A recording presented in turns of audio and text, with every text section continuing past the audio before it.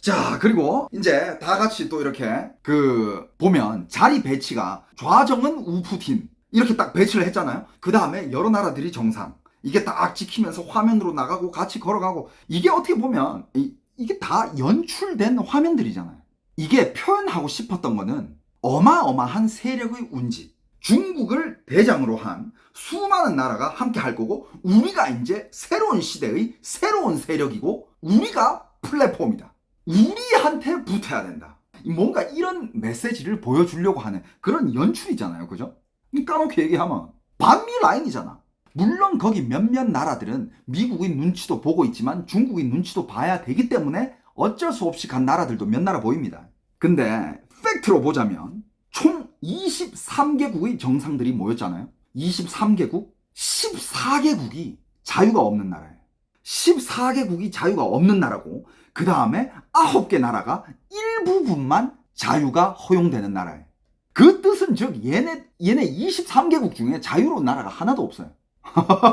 자, 그리고 그 중에 진짜 자유롭다라고 얘기할 수 있는 나라는 몽골이라는 나라 한 개밖에 없습니다.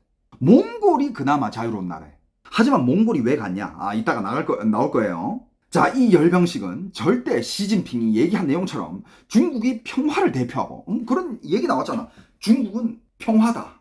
우리는 평화를 위배하지 않는다. 그리고 뭐 뉘앙스가 세계 여러 나라들을 데리고 함께 승리를 이뤄내고 평화를 이뤄내며 말 같지도 않은 소리를 막 연설을 하잖아요. 그죠? 그런데 또 여기서 까놓고 보면 그냥 중국과 엮여 있을 수밖에 없는 그런 아시아나 동남아 나라들이 간 게 대부분이에요. 중국과 붙어 있는 나라. 옆에서 어떻게 해서든 중국 피를 빨아야 되는 그런 나라들이 대부분이고 그리고 이 23개국 중에 반 이상이 개인 GDP 100위권 바뀐 나라예요. 반 이상이야. 100위권 안에 들어온 나라는 10개도 안 돼요. 정상들만 정상이 간 나라만 얘기하는 거야. 한국은 정상이 안 갔잖아. 여기 우리나라 정상이 갔으면 그만큼 쪽팔리는 일이 없지. 그냥 대한민국 그냥 예의상 한 명 보낸 거야. 그냥 예의상. 왜냐면 한국이 물론 중국 눈치를 볼 필요는 없지만 그렇다 해가지고 중국이랑 적을 둘 그럴 필요도 없는 상황. 또 외교할 건 해야 되고 무역할 건 해야 되니까 그냥 예의상 한 명 보낸 거야. 그냥 중국말로 하면 이스 그냥 거칠해. 그러니까 그 뜻이 즉 뭐냐? 이 GDP 100위권 바뀐 나라들이 대부분인데 까놓고 얘기하면 여기에 간 대부분 나라가 가난하고 약간 낙후된 그리고 국민들이 기본적인 권리와 자유가 없는 그런 나라들입니다. 좀 더 안 좋게 얘기하면 그냥 몇 나라 빼고는 그냥 이런 표현이 있어요. 기사에 이런 표현이 나왔어. 지들이 평화를 대표하고 새로운 시대를 대표하냐. 그냥 오합지졸들이 모인 그냥 말도 안 되는 모임일 뿐이다. 더 까놓고 속된 말로 얘기하면 그냥 족밥들끼리 모인 거야. 근데 무슨 전 세계 영향력 이런 얘기를 하고 있어. 무슨 그냥 보여주기식. 실제로 이렇게 얘기를 한 언론이 있습니다. 진짜로. 자, 그 다음에 또 이 얘기 나오죠. 이것도 부인할 수 없는 얘기인데 미국의 반응. 전승절 항일 전쟁 승전 80주년? 야, 일본은 우리가 이겼는데? 트럼프가 얘기했죠. 니들이 일본에게 이긴 적이 어딨어. 야, 이건 반박 불가야. 일본을 이긴 건 미국인데. 트럼프 말. 중국이 항일 전쟁 승리를 기념한다는데 일본을 무너뜨리고 중국을 구해준 미국의 엄청난 희생을 시진핑이 직접 언급할지 궁금하다. 팩트죠. 그리고 전승절. 그건 당연히 미국이 가야 되는 거 아니야? 일본을 잠작하게 일본을 이긴 건 미국인데 그 전쟁 때 숨어있던 공산당들이 나와가지고 왜 축제를 하고 있지? 미국이 가야 되는 거 아니야? 근데 푸틴과 김정은이 웬 말? 북중러가 모여서 또 미국에 대한 작당 모의를 하나 보네. 내 안부 좀 전해줘라. 이게 트럼프의 말이에요. 여기 사실 아닌 게 있습니까? 대만은 더 격하게 나옵니다. 공산당들아, 니들이 언제 일본이랑 싸웠냐? 야, 대만 국민당이 일본이랑 싸웠지 니들이 언제 싸워봤다고? 니들은 숨어 있었다. 싸운 건 중화민국, 그러니까 당시 그 대만을 얘기하는 거예요. 대만 군들이 다 싸웠지 니들이 언제 싸웠다고 그러냐.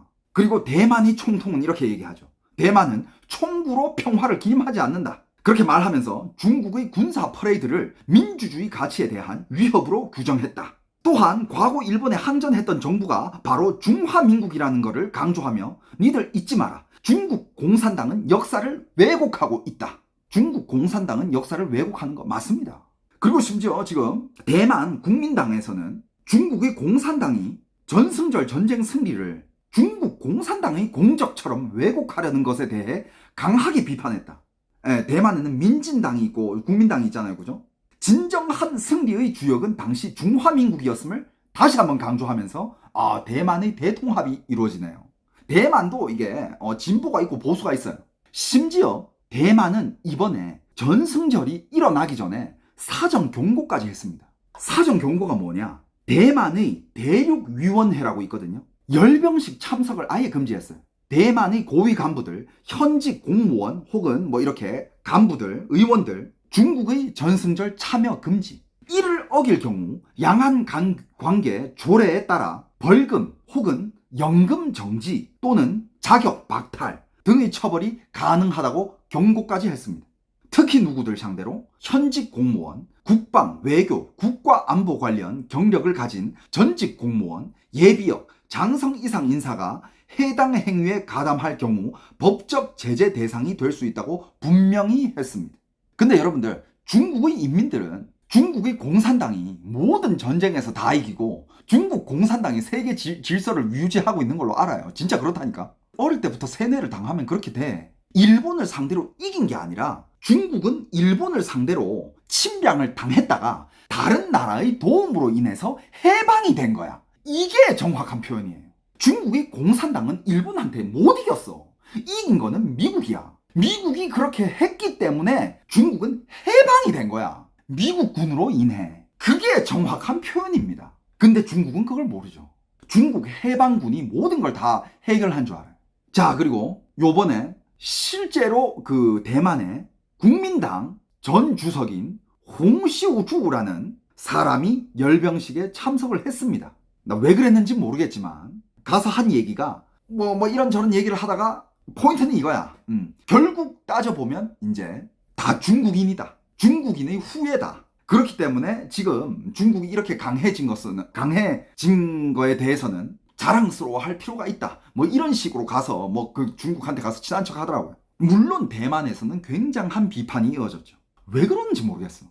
보니까 좀 이렇게 나이도 많이 있고 좀 노망난 것 같더라고. 그리고 이제 대만에서는 그렇게 대만의 의원들을 향해서 한 얘기가 현재 사례에 대해서 입법원 국회에서 조사할 필요가 있다라고 강조하며 만약에 입법부 조사를 통해 법 위반이 인정될 경우 이 홍 전 주석은 최대 10만에서 50만 대만 달러의 벌금을 물을 수도 있다라고 얘기가 나온 상황이에요. 근데 중국에서도 이런 그 대만의 전 무슨 그 홍 주석을 맞이하면서 한 얘기가 뉘앙스가 이거야. 그리고 실제로 중국 국내에 살고 있는 대만 사람들, 유명 대만인들이 좀 몇 명 있어요. 그 대만인들은 뭐 인플루언서도 있고 뭐 연예인들도 있고 뭐 그런데 맨날 뭐 이제 대만인이 중국에서 살고 있는 그런 삶을 굉장히 긍정적으로 보여주는 그런 일을 하고 있습니다. 그러니까 이제 중국 당국은 이런 사람들을 통해서 보여주는 게 봐라. 대만, 니들이 우리한테 흡수된다고 해도 지금 대만 사람들 지금 중국 대륙에서 사는 거 봐라. 잘 살고 있지 않느냐. 니들도 잘 살고 있다. 이런 걸 계속 보여주는 거예요. 그러다가 만약에 수가 틀려가지고 니들이 독립을 한다든 아니면 뭐 이렇게 꼭 우리가 맞설 때에는 그때는 우리가 너희들을 가만두지 않겠다. 이런 메시지를 계속 내줘요. 거기서 보여준 게 이 열병식이에요. 열병식의 이런 무기들, 열병식 그거 딱 하면서 제일 처음으로 위협을 받는 게 어디겠어요? 미국이 제일 위협할까? 아니에요. 대만이에요. 제일 큰 위협을 느껴야 되는 거는 대만입니다. 왜냐? 중국이 계속 대만을 무력 통일을 하려고 한다. 심지어 어떤 대만인이 친중파야. 대만 친중파인데 또 열병식을 이렇게 실시간 라이브로 보면서 그때 미사일들 막 많이 나왔잖아. 뭐 동풍 시리즈 미사일 나왔잖아요. 그거 나왔을 때 그 대만인이 한 얘기가 더 웃겨. 야, 이거 한 발이면 대만 없어진다. 그 지랄을 하고 있어. 대만이든 한국이든 참 이상한 인간들이 많아요. 그죠? 지금 여러분들 대만은 자유도가 굉장히 높아요. 한국보다도 더 높아. 대만은 굉장히 자유로운 곳입니다. 근데 이런 대만이 중국한테 먹히는 순간 홍콩 되는 거예요. 대만이 그 정도냐고요? 그렇다니까. 여러분들 심지어 대만은요, 동성 연애, 아니 동성 혼인까지 합법이야. 대만의 자유도 굉장히 높습니다. 근데 대만 사람들은 물론 아는 사람들도 있어요. 깨어있는 사람들이 있어. 이 자유가 공짜가 아니라는 걸, 이 자유를 지켜야 된다라는 걸 아는 사람들도 있어. 근데 많은 사람들이, 어떤 관심이 없는 사람들, 아니 뭐 지금도 대만이고 중국의 일부분이 돼도 대만이고 우리 삶이 뭐 딱히 변할 게 있냐, 왜 그렇게 굳이 막 독립을 얘기하면서 대만은 중국과 맞서 싸워야 되냐, 맨날 무기의 위협도 당하면서 그냥 중국의 한 부분 되자, 뭐 변할 게 있냐, 이렇게 무지한 소리를 하는 사람들도 꽤 많습니다. 그 사람들은 모르는 거예요, 대만의 이 지금 자유가 얼마나 힘들게 지켜지고 있는지. 아무튼 또 내려가 봅시다. 자, 인도를 얘기 안 할 수 없는데, 인도랑 중국의 화해 모드였죠. 인도 모디 총리, 그죠? 그 인도랑 중국은 어떤 관계예요? 히말라야 국경에서 곡괭이 들고 영토 싸움 하는 나라야. 최근 대만 생방송에서 대만 패널들이 한국 뒷담화 엄청 했다고요? 맞습니다. 대만은 한국에 대한 감정이 되게 미묘해요. 한국을 싫어하면서도, 또 좋아하면서도, 부러워하면서도 또 무시해요. 대만의 그런 언론들이 한국에 대해서 보도하는 걸 보면 약간 그런 느낌이 들어. 왜? 대만은 그토록 미국과 정상회담을 하고 싶은데 못하잖아. 근데 한국은 했잖아. 대만은 그토록 미군이 대만에서 주둔을 했으면 좋겠는데 없잖아. 근데 한국은 있잖아. 그러니까 대만은 한국을 질투해. 너무 질투해. 한국이 지금 가지고 있는 것들, 혹은 한국이 어떤 파들은 야 뭐 미군이냐, 철수해라, 미군 철수부터 무슨 뭐 말 같지도 않은 소리 외치고 있는 그런 쪽들, 걔네들은 진짜 대가리에 총이 많았는지 모르겠는데 대만은 그걸 다 부러워하는 입장이에요. 한국에 있는 미군 기지 철수해라, 대만으로 와라. 그럼 대만은 얼마나 큰 보험이 생기는 거겠어. 대만과 트럼프의 정상회담 제발 하고 싶다. 왜? 그 정상회담 하는 순간 그냥 그것도 트럼프는 대만의 총통을 정상으로 인정해 주는 거잖아. 그러면 또 대만이 한 나라로 인정되는 순간이잖아. 대만은 그런 걸 원하는데 다 없어. 근데 한국은 다 가지고 있어. 근데 한국 내부에서는 맨날 배부른 소리 해. 미국 반대한다. 미군 철수해라. 그걸 보면서 대만은 한국을 욕할 수밖에 없던, 지랄하고 자빠졌네. 저 새끼들 배부른 소리 쳐하고 있네. 이런 거야. 물론 뭐 이거 얘기뿐만 아니라 뭐 여러 가지도 있어요. 여러 가지 이유 중에서 대만이 한국을 싫어하고, 대만이 한국을 좋아하고, 대만이 한국이 질투하고, 대만이 한국을 무시하고, 그 감정이 되게 복잡해. 근데 한국 사람들은, 한국 입장에서는 거기에 대해서 딱히 할 말은 좀 애매한 게, 참 많은 이유가 있는데 이걸 다 얘기하자면 그냥 뭐라 해야 되지? 그리고 한국이 굳이 뭐 대만한테 뭔가 리액션을 해줄 필요는 없잖아요. 그냥 뭐 대만이 한국 싫어하면 싫어하나 보다. 뭐 대만이 한국 좋아하면 좋아하나 보다. 분명한 거는 대만에, 여러분들 지금 대만 와보면 한류 장난 아닙니다. 한국의 연예인들 대만 오잖아요. 무조건 매진이야. 그 암표 막 수십 배 뛰어. 한국을 좋아해. 좋아하면서도 싫어해. 그런 감정인데, 그냥 뭐 한국은 그냥 내 갈 길 가면 되는데, 굳이 뭐 그걸 뭐 대만이 뭐 한국을 뭐 욕한다 해가지고 뭐 리액션 해줄 필요도 없고. 대만에서 뭐 한국 연예인들 좋아하죠. 야구의 얘기 나와서 그런데 대만의 치어리더들 한국 사람들 스카우트해서 엄청 써. 그리고 여러분들 대만 오잖아. 대만에도 넷플릭스 그 순위가 있어요. 대만에서 오늘 제일 많이 본 시리즈, 제일 많이 본 영화, 한국 컨텐츠 무조건 상위권이야. 아무튼 그런 상황입니다. 한국은 참 배가 불렀죠, 그죠? 한국은 참 배가 부른 것 같아. 대만이랑 비교해보면. 대만이 그토록 원하는 거, 한국은 뭐 굳이 막 그렇게 강하게 원하지 않아도 다 가지고 있잖아. 그런데 거기 배가 쳐불러가지고 미군 철수하라는 둥, 친중을 하자는 둥, 친북을 하자는 둥, 북한 그렇게 좋으면 제발 좀 북한 가서 그냥 살아. 노망났나. 자, 우리 계속 가봅시다. 자, 인도 얘기 방금 하고 있었죠, 그죠? 오늘 얘기가 길어질 것 같은데. 자, 인도랑 중국은 또 어떤 나라야? 이 히말라야 국경에서 맨날 곡괭이 들고 싸워. 국경 때문에. 맨날 곡괭이 들고 싸워. 근데 총은 안 쏴. 희한하게도. 자, 원래 인도는 미국 쪽에 쓰려고 하다가 러시아의 원유까지 원하고, 그러니까 인도도 약간 양아치인 게, 미국한테도 좋은 거 받고 싶고, 중국한테도 좋은 거 받고 싶고, 러시아한테도 좋은 거 받고 싶고, 다 받고 싶은 거야. 그러니까 트럼프가 그걸 보다가, 지금 우크라이나랑 러시아가 전쟁하고 나서 이제 유럽에서는 러시아의 원유를 안 사주고 있죠. 근데 그 원유를 누가 다 사주냐? 중국이 다 사줘.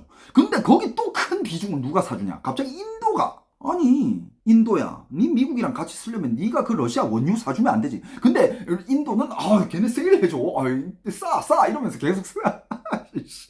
계속 사들이고 있고. 그러니까 인도는 여기저기 좋은 걸 다 가지고 싶은 거야. 미국 입장에서는 안 되겠다 이 새끼들, 야 관세 50% 매겨. 근데 인도 쪽에서도 계산기 두드려 보겠지. 이거 관세 50%가 무섭냐? 아니면 러시아 원유 못 사는 게 무섭냐? 관세 두드려 보다가 요번에 이제 중국 간 거예요.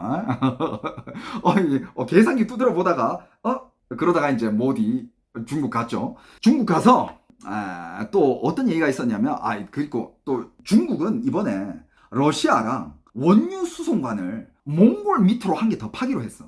그러니까 지금 이제 러시아에서 중국으로 가는 원유 수송관이 있는데 그 양을 더 늘리기 위해서 원유 수송관을 한 개 더 파. 어디로? 몽골을 통해 가지고 파요.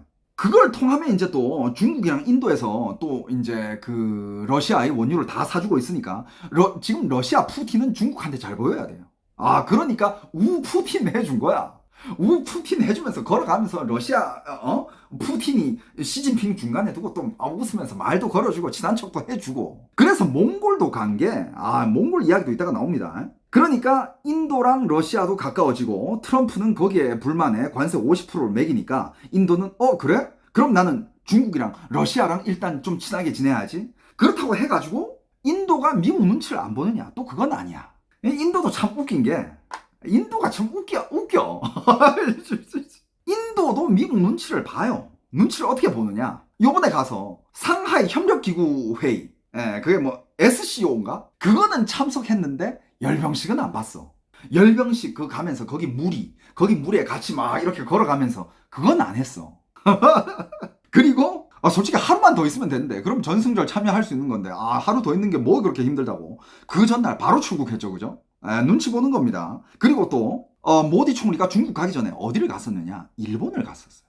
일본을 가가지고 일본이 어디예요? 미국이 제일 우방국이잖아. 일본 가서 또 일본의 총리랑 또 이렇게 같이 사진 찍고 뭐 같이 또 이렇게 얘기도 나누고, 그 다음에 일본을 탐방을 해요. 기업가들 만나고 또 일본이 뭐 어디 가고 이걸 심지어 다큐 느낌으로 만들었어. 근데 중국 가서는 그냥 인사 한번 하고 바로 귀국했어.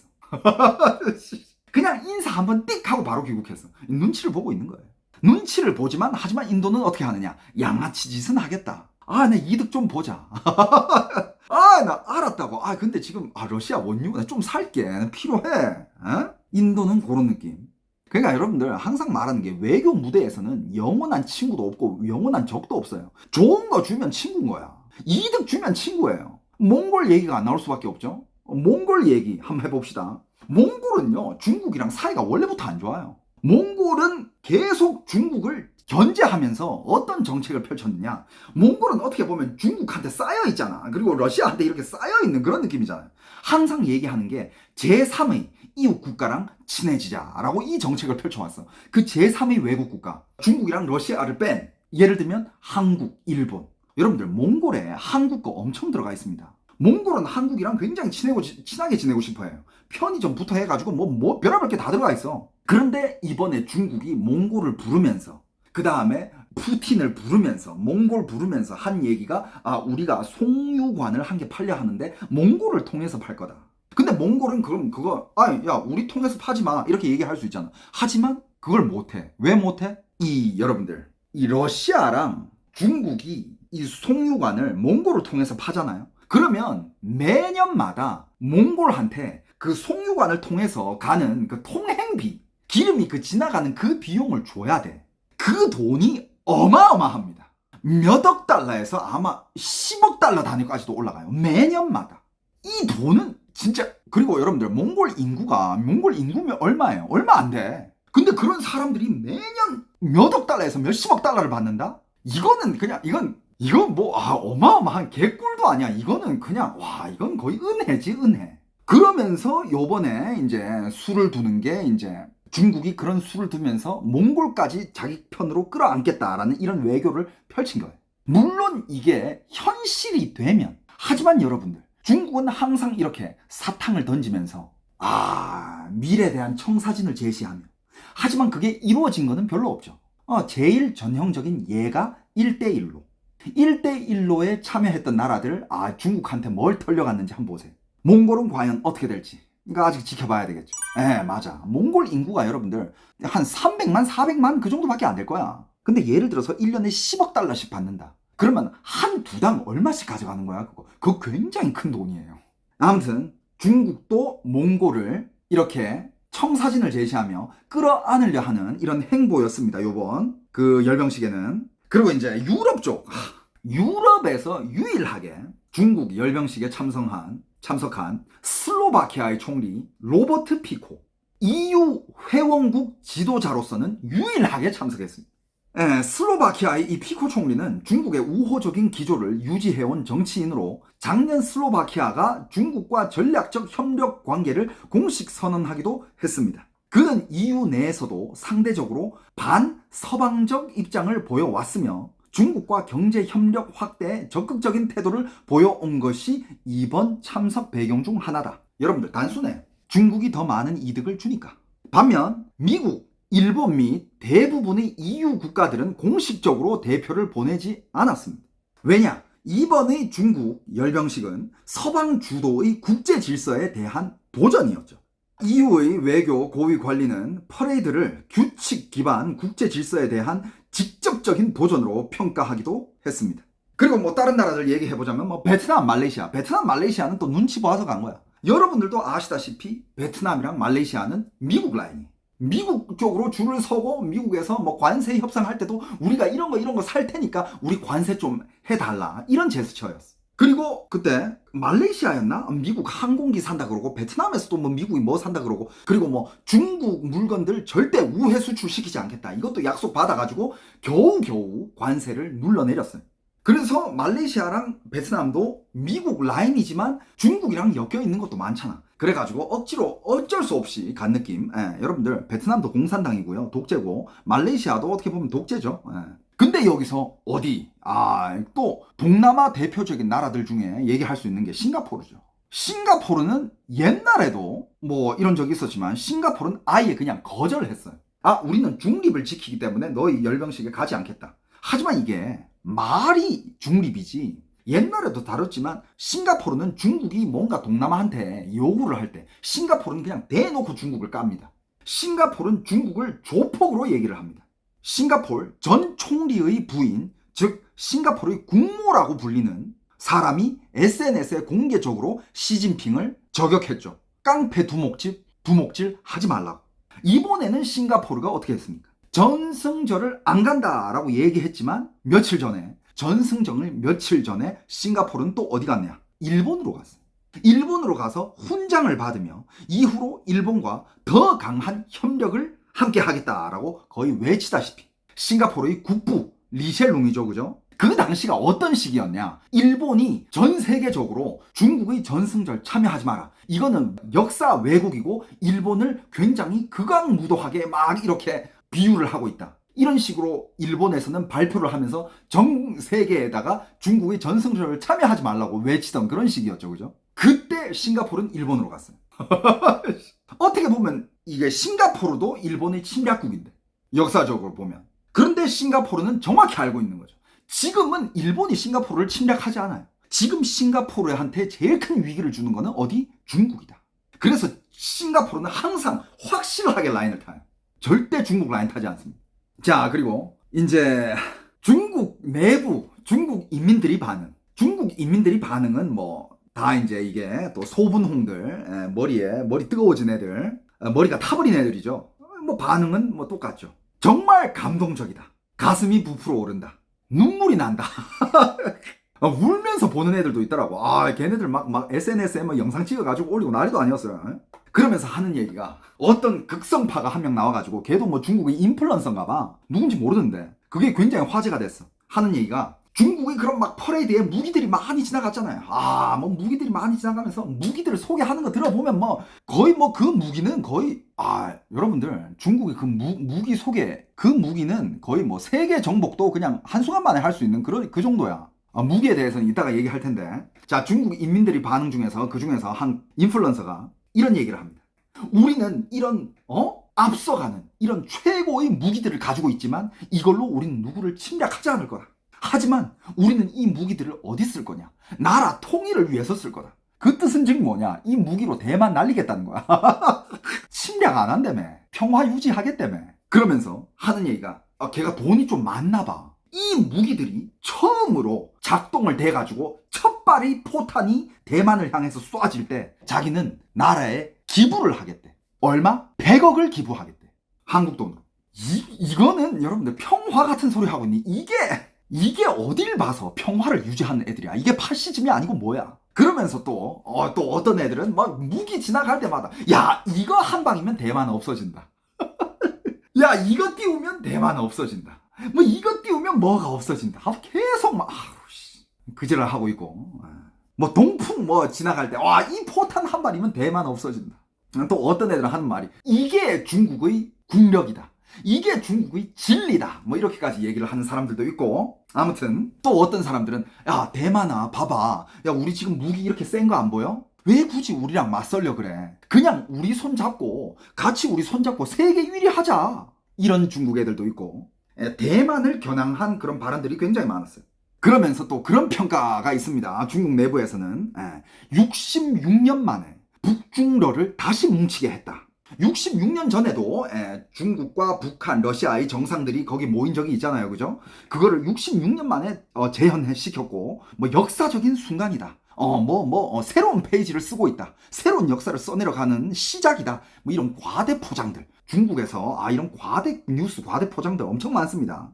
하지만 뭐 전문가들이 봤을 때는 외신들은 하는 얘기가 북중러는 역사적으로 봤을 때 필요하면 뭉치고 아니면 또 각자 놀다가 그러다가 또 필요하면 또 뭉치고 중국 입장에서는 반미 라인을 만들기 위해서 보여주기 식으로 이걸 모였어야 되니까 이 사람들을 모이게 했어야 되니 이건 뭐 그렇게 역사적인 순간이 아니고 그냥 쇼에 불과하다 이런 평가가 있고 그 다음에 제일 좋은 게 지금 거기서 관계가 제일 좋아 보였던 거는 푸틴과 김정은이잖아요. 제일 사이가 좋아 보여. 거의 뭐 피를 나눈 형제야. 김정은은 군대를 보내주면서 러시아를 지원해주면서 푸틴은 거기에다가 외화를 보내주죠. 북한 또 외화벌이 하고 있고 김정은은 그 돈으로 뭐 해요? 마이바흐 타고 명품 시계 차고 있고 자기 여자애들 명품 백 한 개씩 사주고 있고 뭐 한 짓이야. 아무튼 둘이가 지금 제일 사이가 좋아 보이는데 거기에 이제 중국도 나 소홀히 하지마. 나 지금 니들 필요해. 야 미국이 나 치고 있잖아. 우리 같이. 그쵸. 북한의 인민군들은 파견 나가서 죽어가고 있고 서로 다 엮여 있습니다. 서로 다 엮여 있어요. 그리고 김정은이 요번에 이렇게 중국에 그걸 출석을 하면서 뭐 안 받겠습니까? 말 같지도 않은 소리. 중국은 또 이제 북한에 대해 이것저것들 또 지원해 주겠죠. 푸틴이 요번에 중국 가서 그렇게 시진핑 옆에서 이렇게 하면서 뭘 얻었어요? 송유관 얻었잖아. 중국이 푸틴의 그런 원유를 더 사주겠대. 돈 더 주겠대. 다 이게 이익적으로 다 엮여 있습니다.